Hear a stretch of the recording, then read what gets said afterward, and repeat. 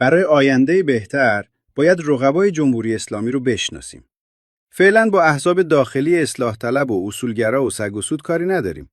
ولی یکی از مضحک‌تریناش گروهک مجاهدینه.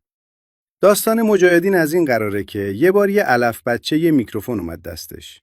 4 نفرم به به چه کردن، اونم فکر کرد علی آباد شهره. گفت خب یه حزب تشکیل بدیم. مسعود رجوی رو میگم. بعدش هم یه مشت بازنده دورش جمع شدن و حزب رو انداختن. خب اونا دیگه از جمهوری اسلامی هم اسهال‌ترن. کلاً ارزش وقت گذاشتن ندارن. ولی در موردشون ماجرای مسخره پیوند مقدس شنیدنیه.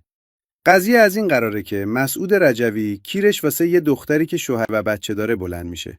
اسم دختر مریم بود. خلاصه بچه زرنگ داستان میاد میگه من که باید مریم رو بکنم تا انقلاب درونی اتفاق بیفته و ما همه آسمونی بشیم. البته میدونم این حرفا چپ و راست و شمال و جنوبش کسشره. ولی یه گروهی واقعاً این رسوایی رو مقدس میدونن.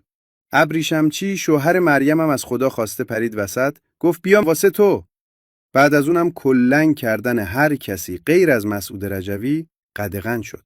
و آقا مسعود به شکل انتخابی بعضی از زنا رو میکرده تا مقدس بشن. عجیب اما واقعی.